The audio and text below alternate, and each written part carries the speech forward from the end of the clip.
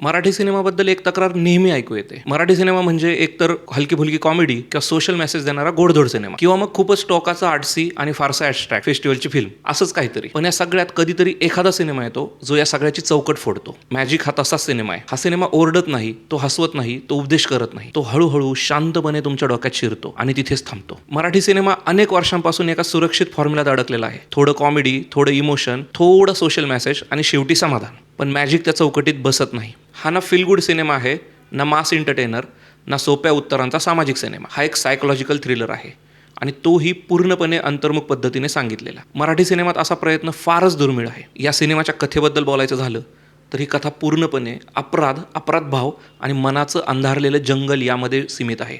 कथेचा केंद्रबिंदू आहे अरुण राऊत, एक इन्काउंटर स्पेशलिस्ट पोलीस इन्स्पेक्टर. सत्तेचा आणि अधिकाराचा वापर करून करिअर घडवलेला पोलीस अधिकारी.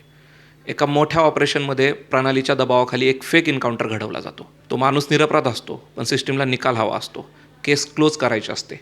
अरुण ट्रिगर ओढतो. कागदपत्री सगळं साफ होतं, फाईल्स क्लोज होतात, प्रमोशन, कौतुक सगळं मिळतं.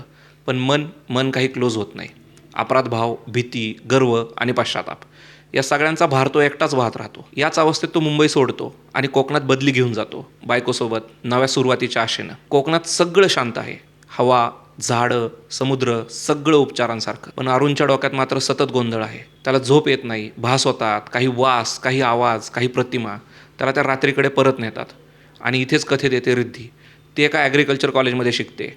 पोलीस स्टेशनमध्ये एका तक्रारीसाठी येते. साधी, शांत, संयत. पण अरुण काहीतरी विचित्र जोडतो. तो त्या मारले गेलेल्या माणसाच्या जुन्या फोटोवरून त्याची मुलगी 10 वर्षांतर कशी दिसली असते हे पाहतो आणि त्याला दिसतो रिद्धीसारखाच चेहरा. इथून त्याचं मन पूर्णपणे घसरतं. तो स्वतःलाच पटवून देतो की रिद्धी ही त्या माणसाचीच मुलगी आहे.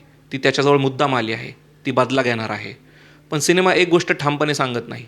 हे सगळं खरंच घडतंय का, की अरुणच स्वतःच्या अपराध भावनाने वास्तव तयार करतोय. पण सिनेमा एक गोष्ट ठामपणे सांगत नाही.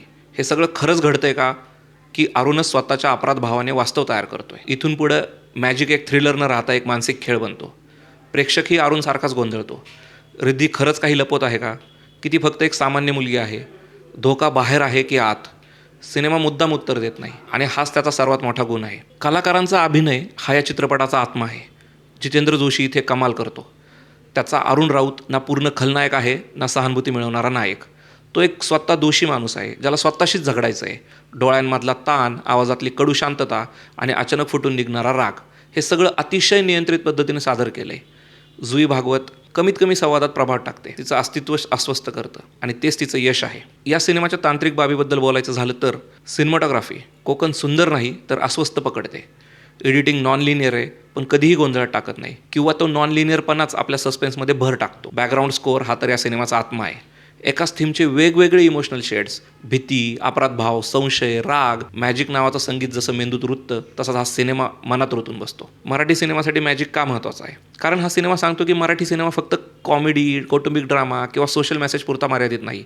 तो एक सायकोलॉजिकल, डार्क, मोरली कॉम्प्लेक्स देखील असू शकतो. जर हा सिनेमा मल्याळम भाषेत बनला असता तर आज तो कल्ट क्लासिक म्हणून डोक्यावर घेतला गेला असता. पण तो मराठीत आहे आणि म्हणून कदाचित दुर्लक्ष होईल. हीच खरी शोकांतिका आहे. मॅजिक परिपूर्ण नाही, पण तो प्रामाणिक आहे, धाडसी आहे आणि सर्वात महत्त्वाचा तो वेगळा आहे. जर तुम्हाला उत्तरांपेक्षा प्रश्न आवडत असतील, जर तुम्हाला मनात रेंगाळणारे सिनेमे आवडत असतील तर मॅजिक नक्की बघा. कदाचित उत्तर मिळणार नाही, पण अस्वस्थता नक्की मिळेल. आणि कधीकधी चांगल्या सिनेमाचं तेच खरं यश असतं.